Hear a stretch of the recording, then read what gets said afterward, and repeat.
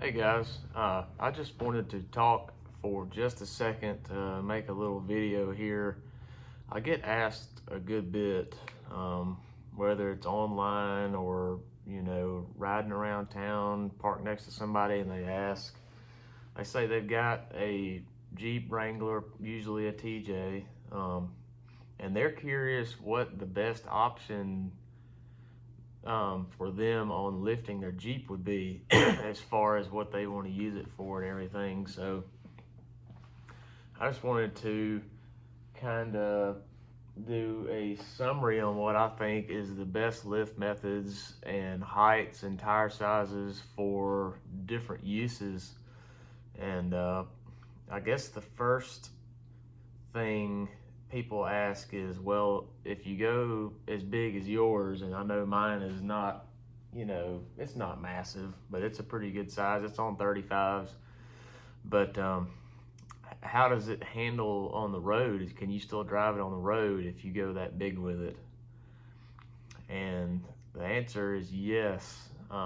It just takes a lot more upgrading underneath and a lot more dollars is the short answer. But the first stage of lift that I would recommend to somebody that just wants to not look stock on the little weenie 29-inch tires, whatever come on here, is usually I'll recommend like a 1.5 to 2-inch.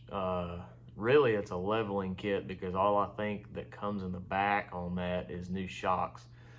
But I've had two people that I've recommended this kit to, and both of them have wanted to just get off the ground just a little bit, fit some semi-aggressive tires under there, and I've told them to do a 2-inch kit. And then usually it's just a spacer that goes in your front coil and then new shocks all the way around, and sometimes some new sway bar disconnects or end links or something like that. But a 2-inch kit will get you leveled out. It'll bring the front end up some, and you can fit a 31-inch tire, which I know some people could fit that stock. I think it may hit a little bit if you've got the factory bumper, but a 2-inch kit and 31s is a good starting point. The main thing with that is they said they wanted to keep their on-road drivability the same, and really the only way to do that is to go with a smaller kit. I think most of these came on 29-inch tires, so that would only be going up to 2 inches, one tire size pretty much. So you keep your same on-road feel. It wouldn't be pulling you. This one was actually on that setup when I got it. There was a little 2-inch spacer and 31-inch all-terrains, and it felt, stock. You couldn't tell any difference. So that's the good thing with that kit. Now, as far as off-road, you don't gain too much. You will gain some articulation with, having the front off the ground a little bit. You will get the axle and the chunk up off the ground some. The 2-inch kit in combination with going up a tire size will probably get you close to 3 inches of lift. So you will gain a little bit of ground clearance, but as far as big obstacles or anything, you're not going to be much different from stock. So the next step up, really to me, is the best combination especially if you daily drive your Jeep, drive on the road a lot. It doesn't necessarily have to be daily driven, but if you want to keep the drivability close to stock and go up to a beefy tire where you can actually start hitting some obstacles off-road, the best thing to do there would be the very popular 3-inch and 33s,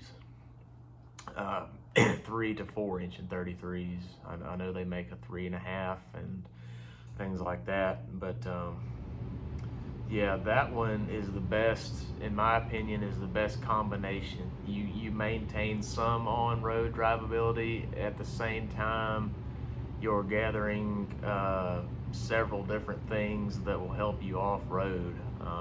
if you do a 3-inch and 33s, you're getting about 4.5 inches over stock of ground clearance. You go into a 33-inch tire, they start making a lot more mud tires. I know they don't make certain mud tires below a 33, so it opens up your availability on different tire selection. 33s are still small enough where you do not need to re-gear. You can run stock gears no matter what gears you got, and it will do okay on the highway. If you have the 6-cylinder, it'll do fine. My buddy had an old 6-cylinder with 33s with no gears, and it would hold 65 or so. It going over 70 is not going to happen, but it still does fine. Now with 3-inch and 33s, a lot of people go ahead and do the fender mod and go with some flat fenders and things like that to help your articulation, because with 33s you are able to start doing some rock trails and some hill climbs and things like that. So that setup would be for anybody who wants a combination of two things. With the first setup we talked about, the 2-inch and 31s is really more for just looks, if you want a little beefier look with your daily driver or mostly on-road Jeep. Now if you get much bigger than 3-inch and 33s, that's where we get to this one. Mine's got a 4.5-inch Rubicon Express and 35s. Now, if you go up to 35s, you really should consider re-gearing, or else you're going to hate yourself on the highway. I guess if you had a trailer and truck and really just couldn't afford gears, you could do it. You're not going to want to drive more than about 50 miles an hour with 35s and no gear sets done, because that's going to take you forever, especially in an automatic. This one's a manual, so you have a little bit more play in what gear you're in, obviously, with a manual, so that helps with pulling big tires. But yeah, this one's, like I said, is a 4.5, so really anything over 4 inches of lift, I'd say 4 to 5 range, maybe 4 to 6. I would go with 35s. These are a Netto Trail Grappler 35 1250, and they are, in my opinion, the best you can get. They're the perfect size, perfect tread. You know, they clean out good. They're not just crazy rough on the highway, but yeah, you wouldn't, I don't think you'd want to go bigger than 35s on this kit unless you do the flat fender mod, which I need to do because I've busted my front left off twice, but that's beside the point, I guess. Yeah, this setup is when you have to start re-gearing. Now with 35s, I went to a 456 in the both front and rear, obviously. Now this Jeep has the stock axles, everything stock other than the ring and pinion being the upgraded G2 gears. Other things that you've got to consider when going, 4 inches or bigger is your on-road drivability goes way down no matter what upgrades you do.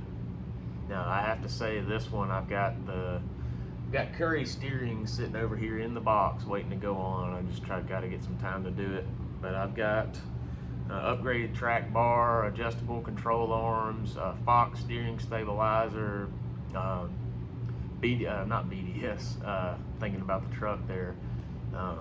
What are those? Oh, Bilstein shocks. You can do things like that, and obviously upgraded tie rod ends and sway bar end links. Everything you can do to help your steering out is going to help your on-road drivability. This thing, when it's dialed in, I think it's got a real good alignment on it. When you're on the highway running 50, 60 miles an hour, On 35s, you really can't tell the difference to me between that and 33s. But to achieve that, you've got to upgrade your gears, everything we just talked about, and I really need to get to doing the steering. So you lose some of your on-road, I guess, safety feeling. You can just tell you're driving a lifted Jeep. I mean, when you come to a stop, it's going to take a good bit longer to stop just because the tires and wheels weigh so much. You're going to feel yourself getting blown around a little bit because you're higher up in the air, and there's just a little bit of that uneasiness in the steering wheel that you don't get when you're stock. Hopefully some of the steering upgrades will take that out of mine, but it's just a lifted Jeep. You don't need to go with this setup expecting to have a 30 to 45 minute commute into work every day and, you know, not getting sick of driving this thing. It's not going to happen. Again, I feel like if you want a good mixture of off-road capability and it's still your daily driver, I wouldn't go any bigger than a 3-inch and 33s. A Rubicon Express makes another option of this kit. It's literally just different springs. It's the 3.5-inch kit, whereas mine's the 4.5. Technically, I could drop mine down to 3.5 if I wanted, just swapping the springs out. But so those three setups are probably the most common. And then if you really want to get into some rock crawling, you know, crazy trails, crazy articulation, I know a few guys that run a 6-inch kit, and I think one of them may be close to 7 with everything he's done to it. But that's when you get into 37-inch tires and stuff, and you really, at that point, probably need about 488 gears or so or higher, and they trailer everywhere because much bigger than that, you're not going to want to drive more than a few miles down the road.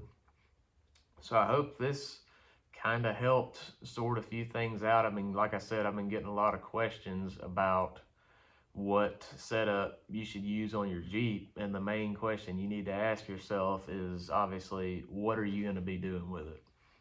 If you like the look of a cool Jeep, but you don't see yourself going off-road and you have to daily drive an hour into work, I would go with just level it out, put some nice wheels and tires on it.